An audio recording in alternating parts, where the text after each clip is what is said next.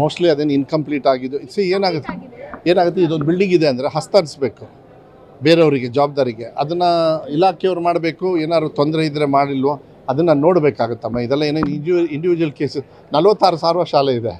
ನೀವು ಪ್ರಶ್ನೆ ನನಗೆ ಅದ ಅಲ್ಲ, ಅದು ಚೆಕ್ ಮಾಡೋಣ. ಪೂರ್ಣಗೊಂಡಿದ್ರೆ ಅದು ಸಾರ್ವಜನಿಕರ ಹಣ ಈಗಾಗಲೇ ಖರ್ಚು ಮಾಡಿದ್ದೀವಿ. ಸಾರ್ವಜನಿಕರಿಗೆ ಅದು ಕೆಲಸಕ್ಕೆ ಬರಬೇಕಾಗುತ್ತೆ.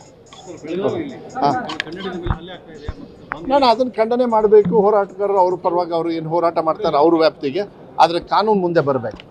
ಕರ್ನಾಟಕದಲ್ಲಿ ಕನ್ನಡ ಉಳಿಸ್ತಕ್ಕಂಥ ಜವಾಬ್ದಾರಿ ನಮ್ಮ ಸರ್ಕಾರ ಇರುತ್ತೆ. ಅದಕ್ಕೆ ಯಾವುದೇ ಥರದ ಹೆದರಿಕೆ, ಕೆಲವರು ಪುಂಡಾಟಿಕೆ ಮಾಡ್ತಕ್ಕಂಥ ಕೆಲಸವನ್ನು ಅವಾಗ ಶಾಂತಿಯನ್ನು ಕೆಡ್ತಕ್ಕಂಥ ಕೆಲಸವನ್ನು ಮಾಡ್ತಾರೆ.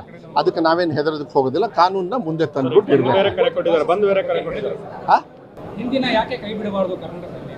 ನೋಡೋಣ. ಅದೆಲ್ಲ these are all technical. As a minister ಒಂದೇ ಸತಿ ಓವರ್ ನೈಟ್ ನಾನು ಹೇಳೋದು ತಪ್ಪಾಗುತ್ತೆ. ಬೇಡಿಕೆಗಳೇನಿದ್ದಾವೆ. ಮತ್ತು ಕೆಲವು ಮೊನ್ನೆ ಹೊರಗಡೆ ಮಕ್ಕಳು ಒಂದೇ ಸತಿ ಟ್ರಾನ್ಸ್ಫರ್ ಆಗಿ ಬಂದುಬಿಡ್ತಾರೆ 8ನೇ ಕ್ಲಾಸಲ್ಲಿ. ಕನ್ನಡ ಅವ್ರ ಲೈಫಲ್ಲೇ ಓದಿರಲ್ಲ. ಇಲ್ಲಿ ಬಂದು ನಾವು ಕನ್ನಡ ಕಂಪಲ್ಸರಿ ಮಾಡಿದಾಗ ತೊಂದರೆ ಆಗ್ತಾಯಿದೆ. ಅವರಿಗೆ ಕನ್ನಡ ಕಂಪಲ್ಸರಿ, ಬಟ್ ಆ ಕಲಿತಕ್ಕಂಥ ವ್ಯವಸ್ಥೆನೇ ಕೊಡಬೇಕನ್ಸಿ. These are all technical. So ನಾನು ಅದನ್ನು ನಮ್ಮ ಡಿಪಾರ್ಟ್ಮೆಂಟೇ ಇದೆ ಅವ್ರಿಗೆ ಹೇಳಿಬಿಟ್ಟು ಇಂಥ ವಿಚಾರಗಳನ್ನು.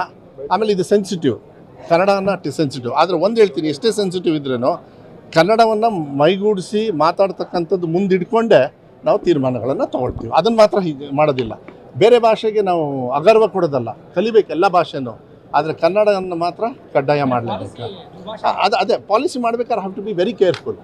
ಅದನ್ನು ಮಾಡ್ತಾರೆ. ಈಗ SCT ಇದೆಲ್ಲ ಬರೋದ್ರಿಂದ, ICP ಇದೆಲ್ಲ ಬರೋದ್ರಿಂದ ನೋಡ್ಕೊಂಡು ಮಾಡ್ತೀವಿ. ಒಳ್ಳೆ ಎಜುಕೇಷನ್ ಮಾಡಿದ್ದಾರೆ. ಬಟ್ ನಮ್ಮ ಇಲಾಖೆಗೆಲ್ಲ ಏನು ತೊಂದರೆ ಏನು ಮಾಡೋದಿಲ್ಲ. ಇದೆಲ್ಲ ಬೇಸಿಕ್ ನೀಡ್ಸ್, ಎಕ್ಸಾಮ್ಸು ಇದೆಲ್ಲ. ಮಕ್ಕಳು ಏನು ತಲೆ ಹೆದರ್ಕೊಂಡು ಹೋಗೋದೇನು ಬೇಡ. ಇಲ್ಲ, ನೋಡೋಣ. ಅದನ್ನು ನಾನು ಮಾನ್ಯ ಮಂತ್ರಿಗಳಿಗೆ ಮತ್ತು ಲಾ ಆ್ಯಂಡ್ ಆರ್ಡರ್ ಇದರಲ್ಲೆಲ್ಲ ಇರ್ತದೆ. ಯಾಕೆಂದರೆ ನಮ್ಮ ಇಲಾಖೆಗೆ ಕಂಪ್ಲೀಟಾಗಿ DC, CO ಮತ್ತು ಪೊಲೀಸು ಅವ್ರಿಗೆ ಕಂಪ್ಲೀಟ್ ಹ್ಯಾಂಡ್ ಓವರ್ ಮಾಡಿದ್ದೀವಿ.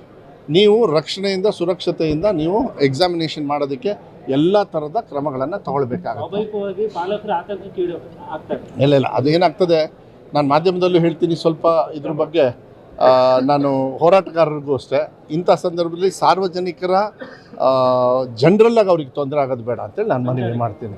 ಸಂಚಾರ ಇರ್ಬೋದು, ಯಾವುದೇ ಇರ್ಬೋದು. ಎಕ್ಸಾಮ್ ಬರೀತಾರಲ್ಲ, ನಾ ಎಕ್ಸಾಮ್ ನಿಲ್ಸೋಕ್ಕಾಗಲ್ವೇ? ಅವರಿಗೆಲ್ಲ ತೊಂದರೆ ಆಗೋದು ಬೇಡ. ಓಕೆ. ಹಾಂ,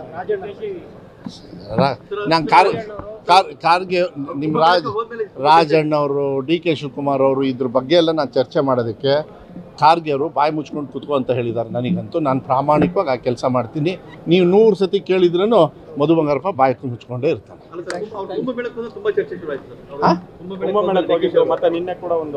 ನಾನು ಏನಂದೆ ನಿಮಗೆ, ಎನಿಥಿಂಗ್ ಪೊಲಿಟಿಕಲ್ಲು ಅಬೌಟ್ ನಮ್ಮ ಮನೆದು ನೀವೆಷ್ಟೇ ತಿಪ್ಪರ್ಲಾಗ ಹೊಡೆದ್ರೂ ಮಧು ಬಂಗಾರಪ್ಪನ ಬಾಯ್ ಜಿಪ್.